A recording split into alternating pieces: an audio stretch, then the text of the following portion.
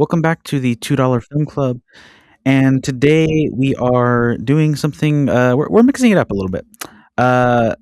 Last couple of episodes we've been covering some more franchise adjacent type stuff. But Sam Raimi has a new film coming out called Send Help, and we figured we would go back and look at some of Sam Raimi's other stuff.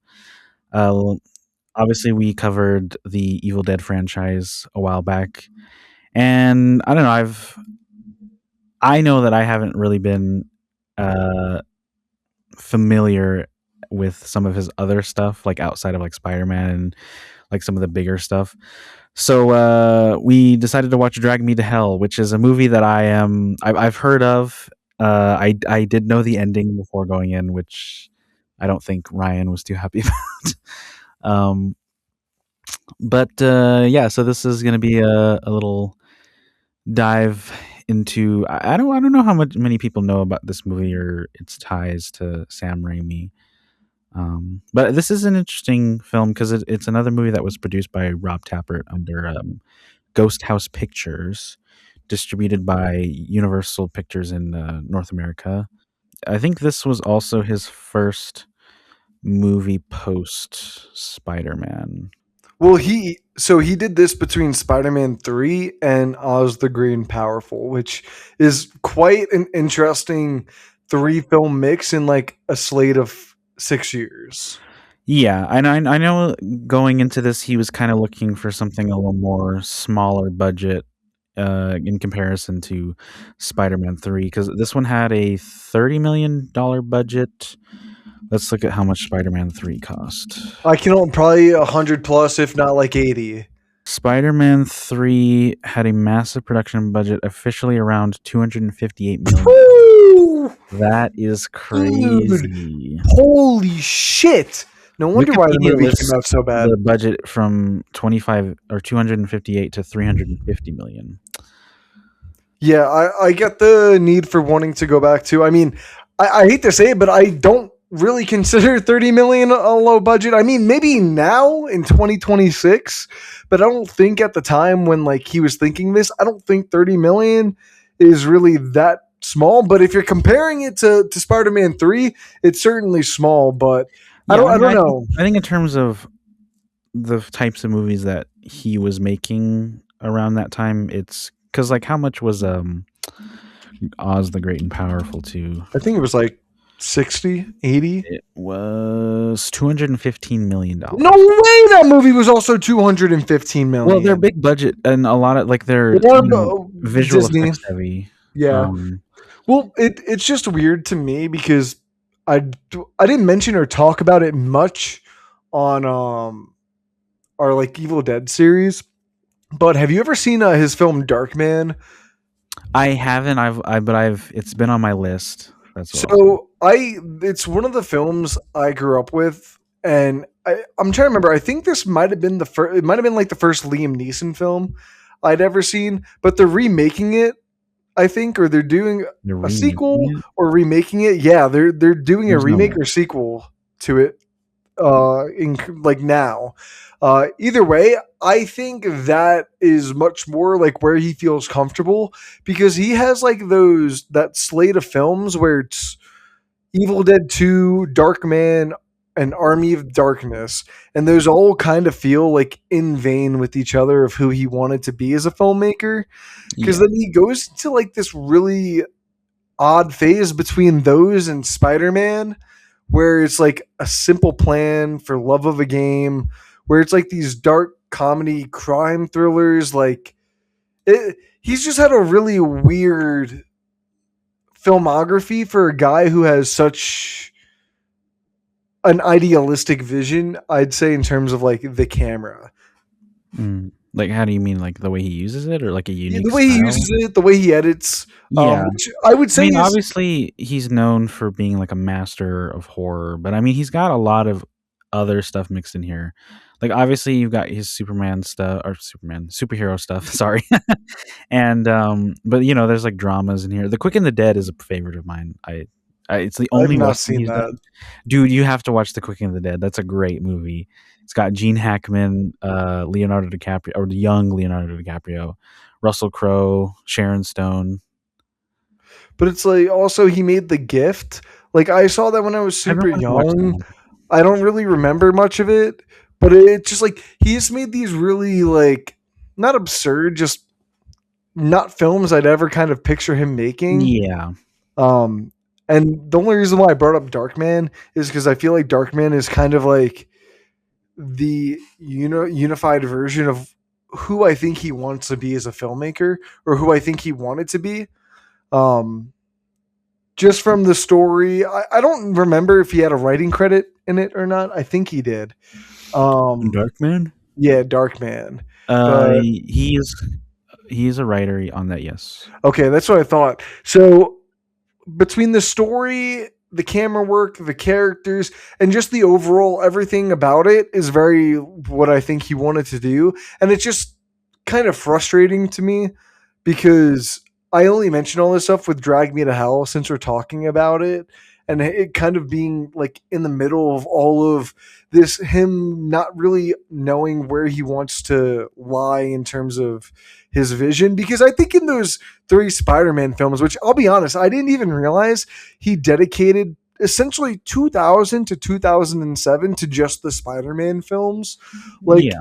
it's just kind of a jarring twist that I don't think works 100% because for me, I don't think the Sam Raimiisms of Drag Me to Hell really work. And for me, it feels like he's kind of out of sync, out of whack. Maybe like I don't feel like I'm watching Raimi. I feel like I'm watching someone interpret Raimi. Mm. Kind of the way I felt with like the Evil Dead, not the opposite of how I felt with the Evil Dead remake, the 2013 one, where it's like they took something that Sam Raimi did, but they still were able to pay homage to what made that series that, but also add your own twist. Drag Me to Hell just kind of falls flat on everything for me, and I'm just kind of frustrated about it. I just wanted to start it off like that because we just watched it, and I really have no clue how else to like push my thoughts and opinions forward because I just remember this film being really good, and I think rewatching it now, I'm just kind of disappointed in how stupid I thought I might have been when I first watched it. So, Mm. I can kind of see what you're saying in terms of like feeling maybe like an imitation. I mean, obviously, it's difficult to compare because like the big or the easiest comparison is the Evil Dead 2 and Army of Darkness, because a lot of that is just so seeped in horror culture and the legacy or the influence that it's had over like the genre. Obviously this isn't really like a splatter movie. Like there's not a lot of gory stuff going on. Um well, I there's like don't think it gross needs to stuff be in it. gory though. Yeah, Like no, no, he's no, that's not. Yeah, but like, I think it's just that idea of like, is Evil Dead a good comparison? And no, I would say Army of Darkness is because it's a yeah, PG-13. Well, that's the thing. Army of Darkness is much more, I think, comedy than horror. But yeah, I think the horror is done really well when it happens. Drag Me to Hell just I think the issue with me is it kind of just feels like a highlights of a bunch of scary moments that happen to her before she finally gets it. And that's what kind of bothers me. It doesn't feel like there's really much stakes at all, even though you know essentially what the outcome of this curse is for her. mm, Like, so I guess a good example is like early in the film they set her up as a character essentially like being a failure and being overlooked upon. hmm, Her boss is not looking at her. He's looking at like this new male guy who just started working, which by the end they try to do this twist where his dad got him the job, but it's just kind of weird and doesn't make sense to me. It just felt kind of thrown in at the end. But then on the other hand, literally right after that scene, you have like one of the most like ri- I don't think this would ever happen where a partner would be talking with their parent who very clearly hates the person they're with loud on speaker like that for the entire thing. And so it essentially culminates to her just being essentially looked upon, no one likes her, yada yada yada, and that goes nowhere. I thought that there'd be a scene between at least her and the boyfriend where they spoke about how she's not viewed to his mother as the best fit for him because she's some farm girl, you know. But then none of that ever comes to, even in the dinner scene with the parents. You kind of get this urge at the beginning that there's going to be some tension, and you do have like that little bit of tension, but it's quickly dismissed and just like thrown over, and then she has like one of her episodes again. And it just it frustrates me because none of it works. And I don't know, like it feels very out of hand for Sam Raimi, and I don't know what's going on with this film. Mm. I mean, I don't know if any of that particularly bugged me. Like, I see what you're saying, but I don't think there needs to be like a direct. I don't want to say payoff or resolution because that implies that. Well, Like, the thing I is just there's no like payoff resolution. Like I don't. So I think I get what you're saying. I don't think it needs to be a payoff resolution. I just don't think there's any character transformation by the end of the film. I think everything that happens to her that makes her like happy go lucky at the film outside of like, oh, the curse is quote unquote gone. It's just like she just lived through this really kind of wacky haunted house kind of experience with like the ghost or like the that's another thing. I'm trying like not to say the word gypsy because they say it so often in this movie, but like the old gypsy woman, just for the sake of the argument, guys, don't kill me. Like comes back as like a spirit to overtake one of the bodies with the spiritual guys. Like that's the thing is all of these it's not a characters are spirit, it's like a demon, I think, isn't it? well, that's the thing is like it's like oh, it's a demon. It might be a spirit. Like no characters matter. I can't think of any of the characters' names because they're all so inconsequential. And I even made the joke to you when we first got on this call that, wow, bro, I wish Justin Long really just did something in this fucking movie because he just stands around and is just like a comforting boyfriend. And like, why?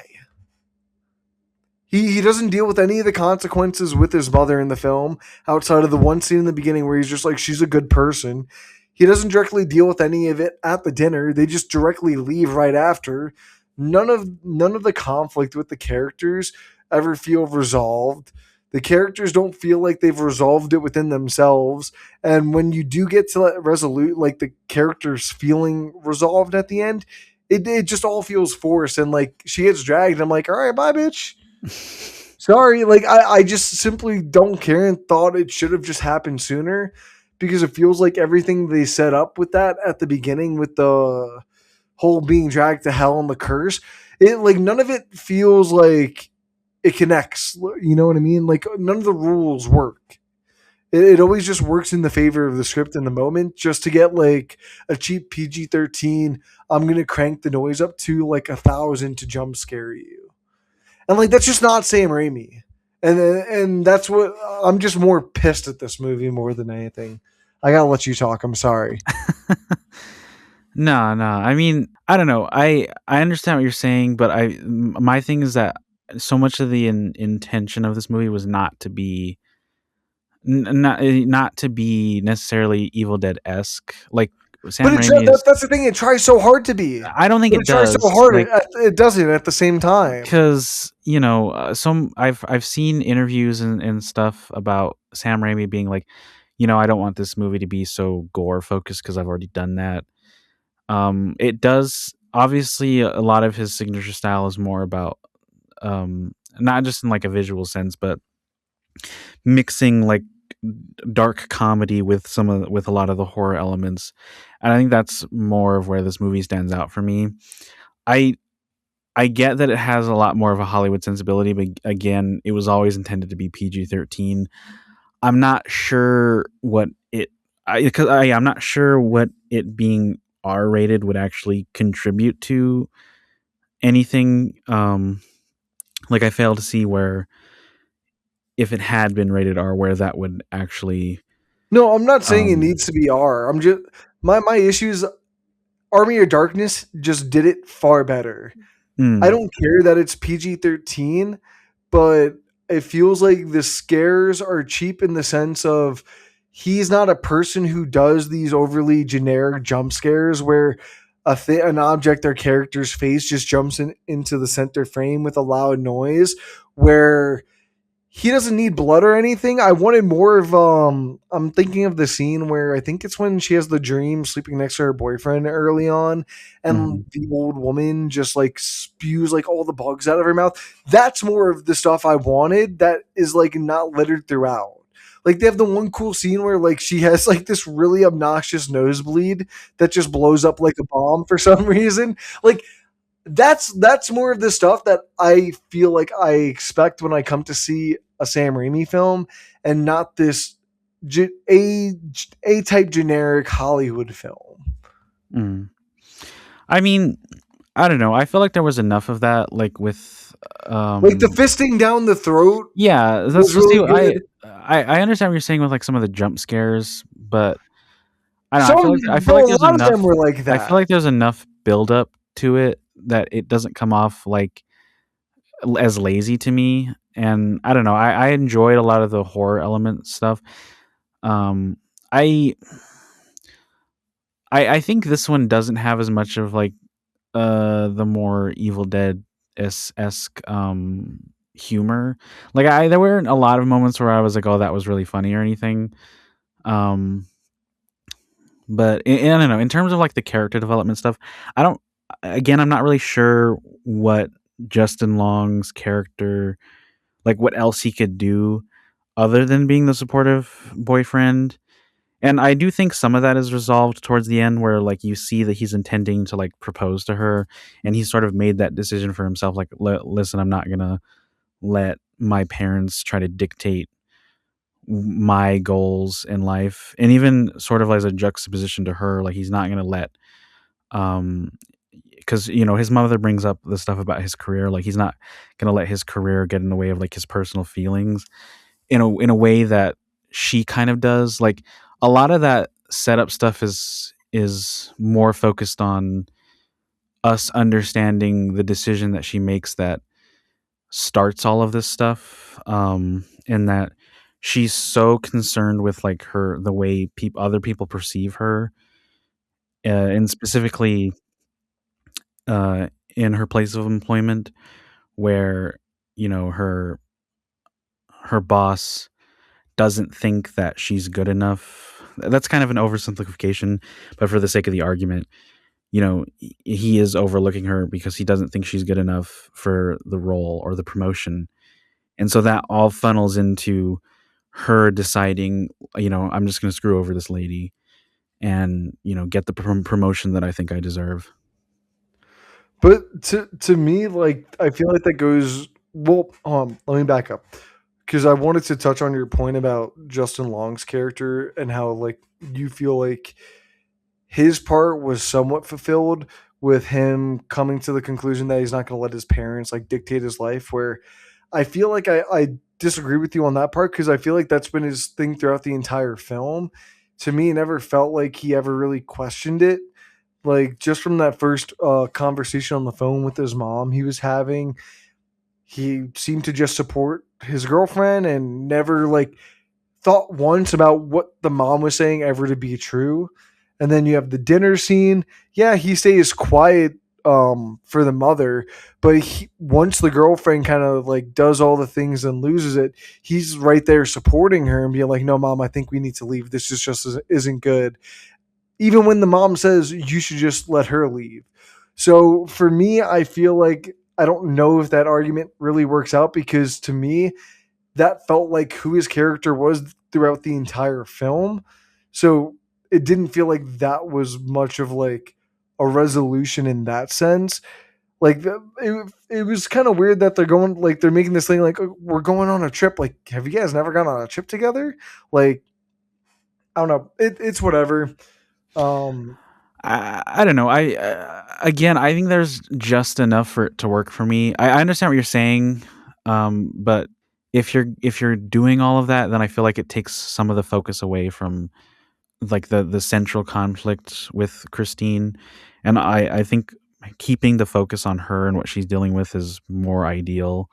And yeah, I don't know. Even though there isn't like um I guess like a climactic resolution to, the boyfriend and his parents stuff, I still think having like even though he's not actively questioning it, I think showing us that he's not really able to stand up to his mother, and then at the end, him just sort of ignoring everything that she's said so far and proposing to her, like despite his parents' or mainly his mom's reservations towards their relationship. I feel like that's still enough for me. Yeah, no, that's fair. I think when it comes to like the horror aspect of it, I was kind of confused on what Sam Raimi. I guess I was just kind of confused on what Sam Raimi was trying to go for. Like going back to like the statement I said before, where it feels like he's trying so. I know you disagree with this, but like I'm just saying it again. But like where I feel like he's trying so hard to be Evil Dead, but at the same time, he really isn't. Because for me, you could see a lot of like his typical filmmaking traits, but I feel like the second the scene or something goes into the realm of Evil Dead, he pulls back and either like stops or doesn't keep going forward. And for me, I wish if he decided to do that, he leaned more into the like skeptical side of the horror, where I like the scenes where she's the main character, she's just kind of going throughout her job and doing things or whatever, and the old woman witch would just like kind of come to and do these creepy like hand things on the desk, but the main character would look up and it's still the same person that she was talking to. And like I wish they would do more of that if he was trying so hard or wanted to try so hard to not be Evil Dead, because I think with Evil Dead comes a certain expectation of what you're going to see in terms of the horror side, but I feel like you don't see any of that.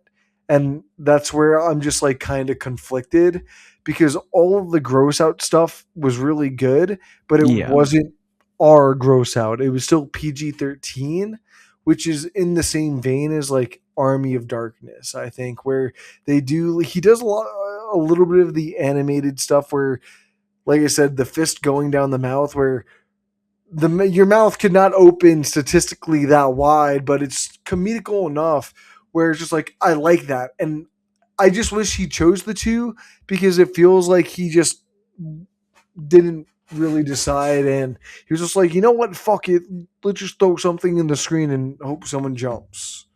Mm. I mean, I agree with that a little bit. Obviously, again, comparing it to the Evil Dead, I don't think is the because it comes down to that thing with expectations of like I get that our easiest jumping off point is the Evil Dead franchise, and so it just becomes a matter of like, do you think is it Sam Raimi's directing sensibilities coming through, or is it just the idea of um him having directed the Evil Dead that's coming through? I do think there are moments where you can kind of see that he's not letting some of the more I guess comical or no absurdist elements shine as much because he is too afraid of us comparing it too closely to the Evil Dead. Um but I don't know. I guess again there's enough of it there, at least with each of the horror sequences, there's one moment that stands out enough for me to feel satisfied. But I do agree that maybe there could have been a stronger direction of like, this is going to be more absurdist than your average horror film. But I mean, even with some of the more quote unquote generic stuff, like I said earlier, I think there's enough build up to it. I like some of the way that he uses like shadows and lighting for a lot of that stuff, and us seeing more of like the demonic stuff in contrast to the stuff with the gypsy woman. There really is no way to beat That's around what I'm that. saying. Like, there's some Um, like you can't. but Yeah, so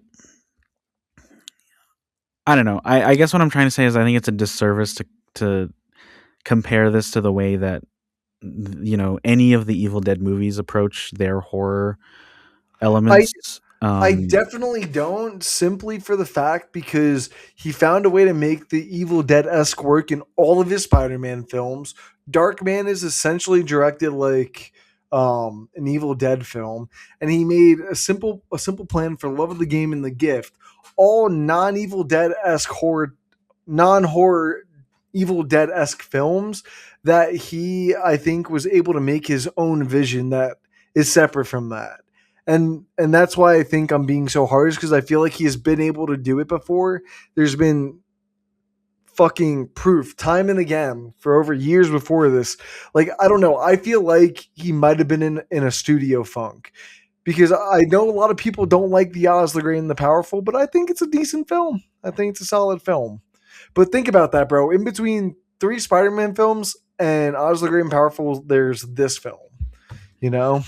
I don't know. I guess my only issue with that argument is that Spider-Man, while it does have, some of those more stylized elements to it, especially like if you're looking at the first one, it's a lot of like the Green Goblin stuff.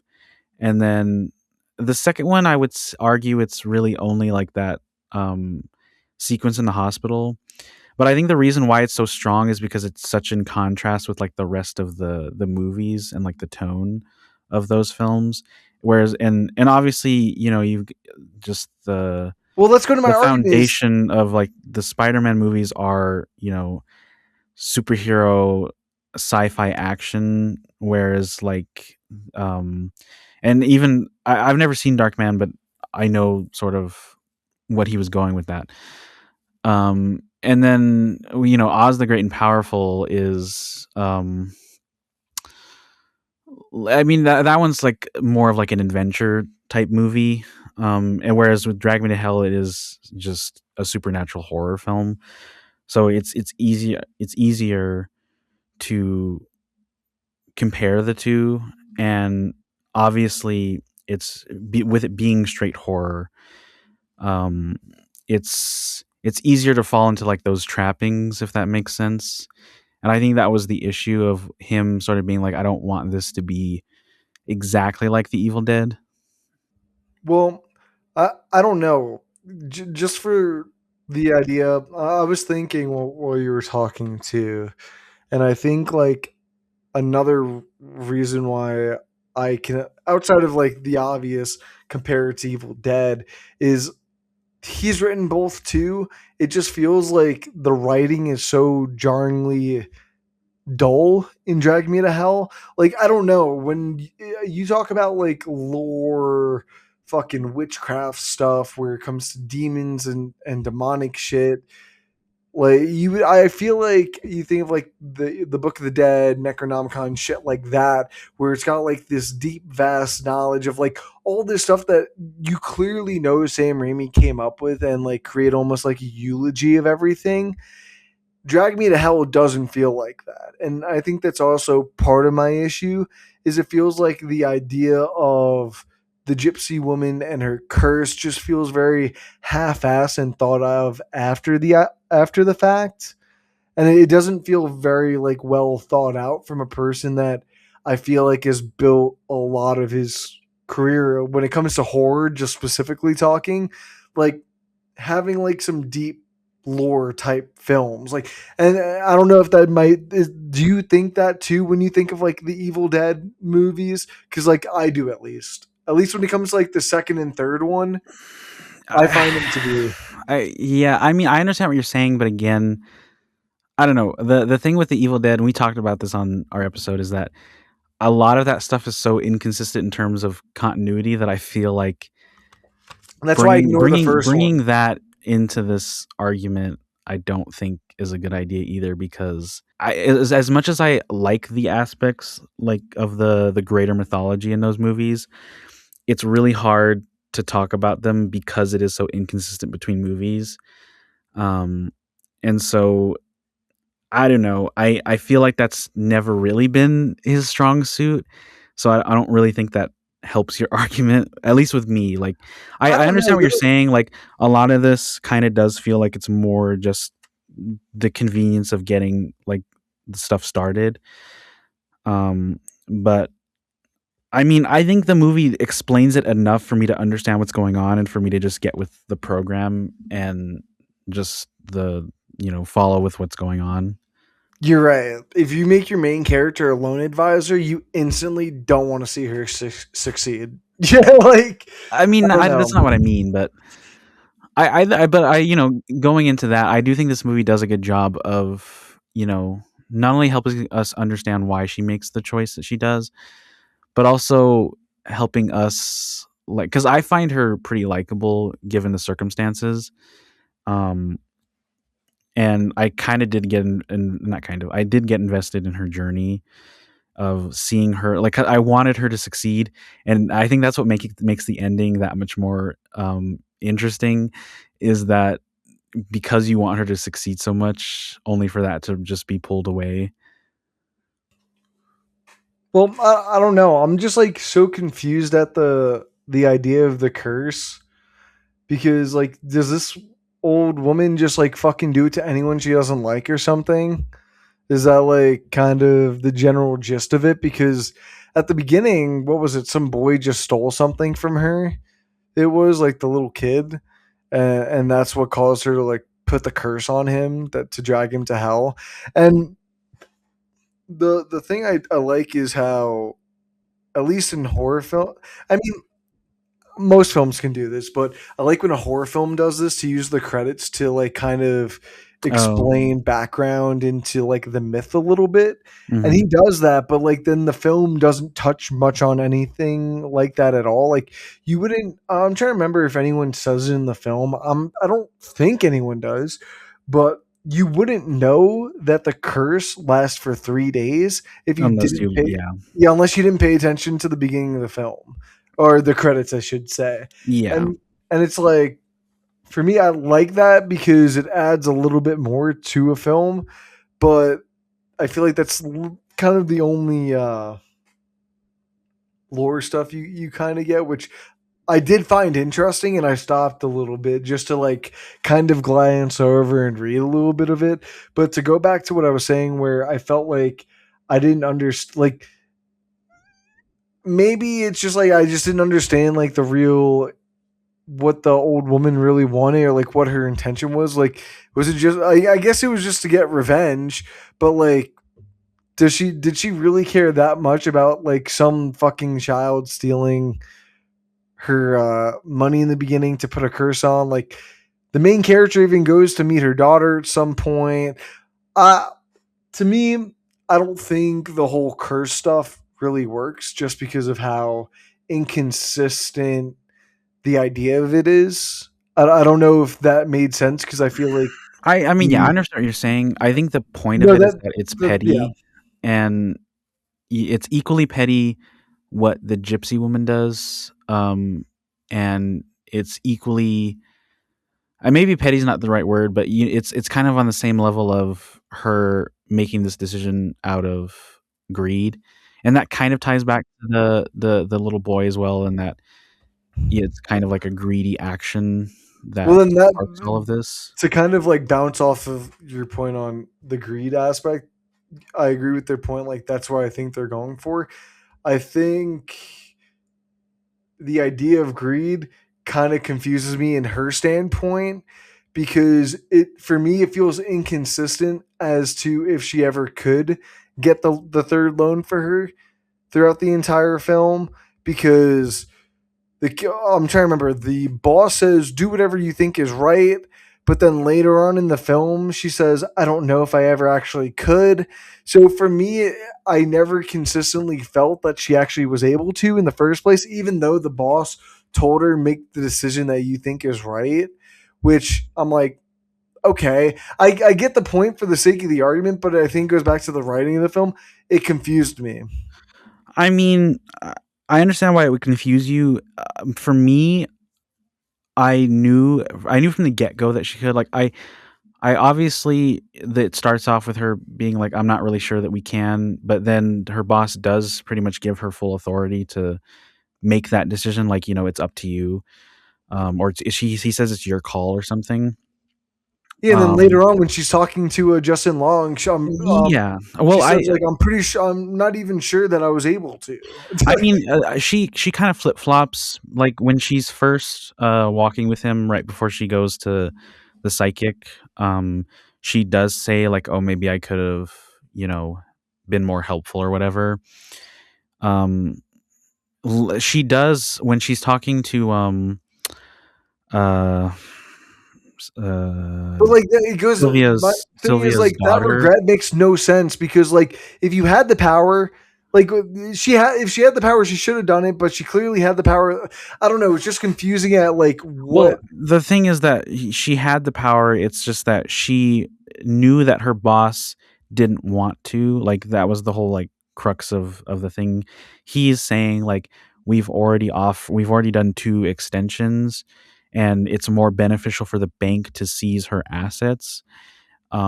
And so he's She needs telling to make the even hard yeah, choices. he's essentially telling her like you need to make the tough decision, which is the whole uh yeah, it's the whole like backbone of his argument for why he doesn't think that she's good enough A for the good fit for like promotion. their promotion. And Yeah. No, so I totally yeah. get that. But I mean, as far as like her like yes, there are points in the movie where she does make that excuse But of like, so I it guess wasn't like, my fault. is that because she's trying to like make herself feel better, or is it bad writing? I guess that's like She's trying ultimately to make what I'm. it's trying when she does commit to the lie, she's trying to make herself look better. But even when she's talking to Sylvia and she does say like, it was my boss, the lady literally just looks at her and she was like, "Are you really gonna lie on my front porch?" And she's like, No, "No." that Like I she got. It's immediately more backs towards down, and the ending. even at the end when she's talking to Justin Long, she fully admits like, "I 100% could have gotten her another Does she? extension on that loan." Yeah, she does. Okay. Well, literally right before she's dragged down to hell, she says to him, Oh, that yeah, "I yeah. No, could she have." does. So there's multiple points in the film where she does admit that she could have. Um, so that's why I don't think Okay, then. I wouldn't consider that bad writing. When she Okay, doesn't, so she's then. just trying to make excuses. No, you're right. That's true. So then, let me X this then. Did her having to need was her confessing to that like the tipping point for her being dragged to hell?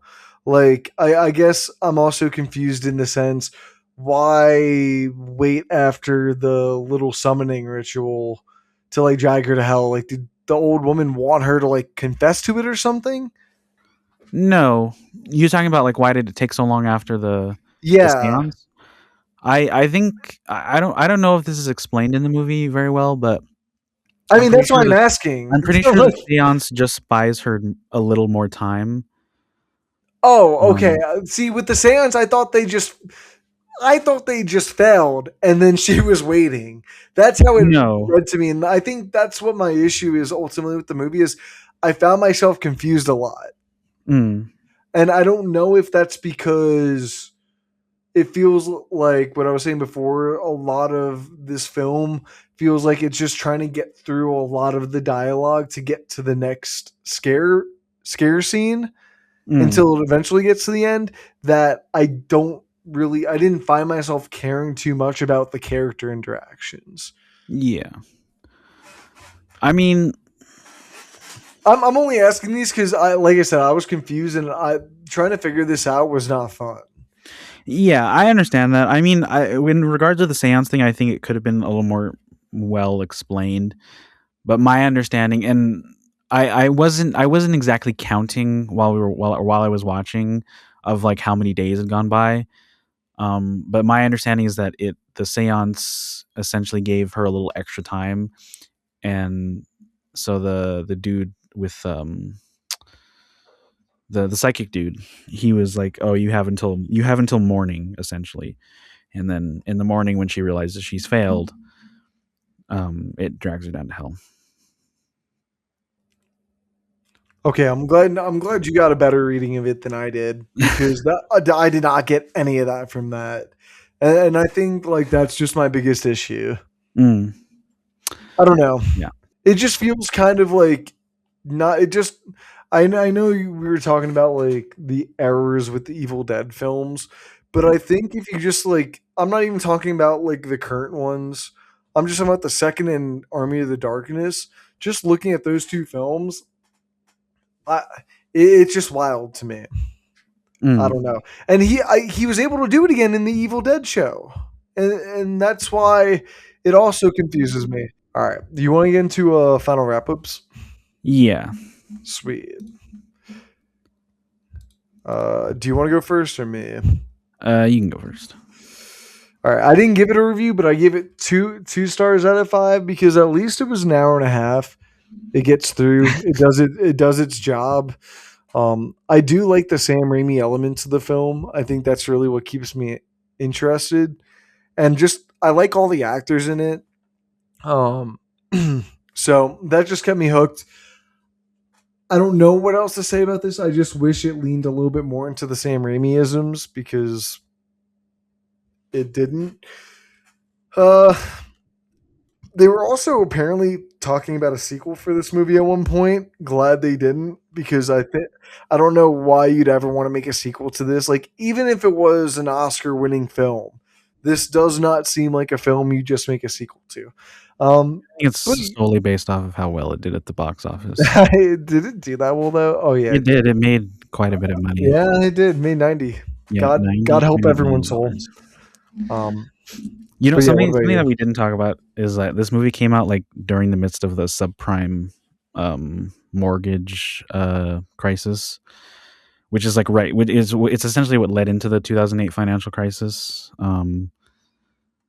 But I think it's funny that this is. I mean, it doesn't. I don't think like nothing in this movie screams like this is a commentary on that issue, and especially if you look at how like this movie was written It's even pretty much before saying if you're a loan Spider Man. advisor, you're going to hell, bro. I that's as like deep as its saying goes. I think. I mean, I don't know if it's specifically saying that, but Eh, I just found that interesting that it came out during that era, when you know mortgages and loans and stuff like that were kind of under more scrutiny. Also, apparently, there's a fan theory that like all of this is a hallucination due to an eating disorder, dude, that that's so Christine is going stupid. through. I like the idea, but after watching the movie, I don't think that's Like, because nothing how is does ever anyone read treated. that? Nothing is ever well. It's because it explains that she was overweight in her youth, and so rather than it Oh, being a supernatural curse, it's an eating disorder because her it's delusions, the modern day Ozempic, bro. her, her quote unquote delusions repeatedly involve food or vomiting. I just think that's Sam Raimi trying to be as gross as possible. And also, none of it is ever treated as if like maybe this didn't actually happen. Because like even when like the car accident at the beginning, when she's attacked in the car and she like crashes it, like none of that, like all of that is treated as if it actually happened. And same when she gets attacked in the home the first night, like we see that like everything has been like turned Well, over and that whatnot. I was expecting you to say like schizophrenic. Like that's what I was expecting you to say. So like eating disorder like is crazy. Like I get the only way I guess you can also maybe interpret it is because a lot of like the possession stuff happens around her mouth. Like she throws up a lot. She like things go in and out of her mouth Yeah, pretty but again, I constantly. think that's just Sam Raimi Yeah, being just being gross. nasty. Yeah. Yeah, yeah. But it's I mean, yeah, it's an interesting idea, even though I don't think it really holds Works. any weight. Because and obviously Sam Raimi has been on record saying like this is about a character making one bad decision. Or I think he says it's like it's sinful, and then they have to reap what they sow. Yeah, Anyways, sorry, going back to ratings, I gave it a 4 out of 5 stars. that's crazy. I don't know. I liked it. I liked a lot of the horror stuff. I think you know, even though it's not going as what's the word I'm looking for? Like it's not going as far into the direction of like the Evil Dead trilogy. I don't know. I still think it's really fun. I do like a lot of the gross out moments. I think those are really effective. Um, and yeah, I mean, I guess I do. I did understand what the message was overall, and even some of those like smaller character stuff. I really liked the way that they were used. Um, and again, this is a time in you know cinematic history where I don't think horror films were that really great. If I'm gonna be honest, um, Dude, don't do the fucking 2009 Friday the 13th like that. and literally, I mean, come on, bro. Like this is the same year that Halloween 2 came out.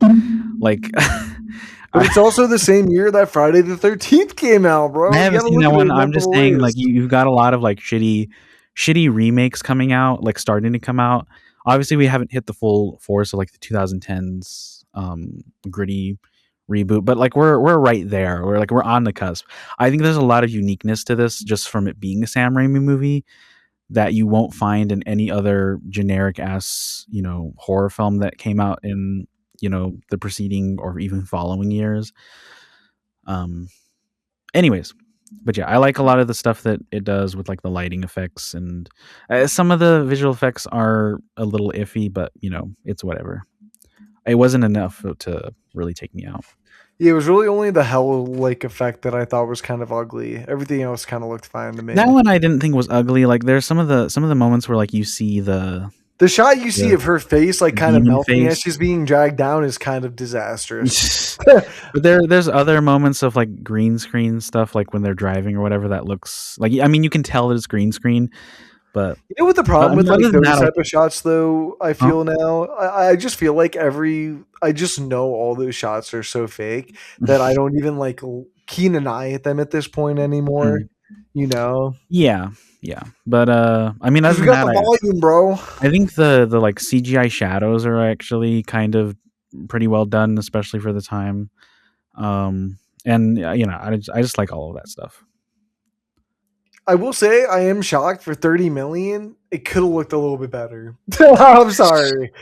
But you know what? Okay, I feel like I've just been dogging on this film too much. I think you're just a hater. I'm a hater because I ain't her. And with that said, thank you guys so much for coming and checking us out and listening to our takes on Drag Me to Hell 2009. Let us know down in the comments below what you guys thought of Sam Raimi's 2009 film. And Leo, what are we watching next week? All right. Next week we are kind of in a similar vein to this one. We're gonna watch A Cure for Wellness, which is a Gore Verbinski movie because his new film. Shit, I'm trying to remember the title. It's kind of long. Oh my god, bro! Memoir. It's like right on the tip of my tongue. It's such a wacky title, and I'm so excited Yeah. for it. I saw the trailer. It looks good. It's got Sam Rockwell and some other people. So, like the No, one, sorry. Good Luck, Have Fun, Don't Die is the name of the movie. It comes out. When's the release date? The release date is currently set for. I think its wider release is set for February 13th, 2026. Um, yeah, the so it stars Sam Rockwell, it's got Michael a giant Shannon, cast. Zazie Beetz, Juno Temple, Haley Lou Richardson. Yeah, it's got a pretty stacked cast. The one review I did see of this film because it's like screened at festivals already and stuff. Yeah. Dude, I shit you not. I literally saw this review. Verbatim, it said this film found a way to make school shootings funny. That's it. And Okay, that's you crazy. would never get that from the trailer either. That's fucking funny. So I'm very curious to see the film. And without that said, from Leo and I, we'll see you on the next one. Peace.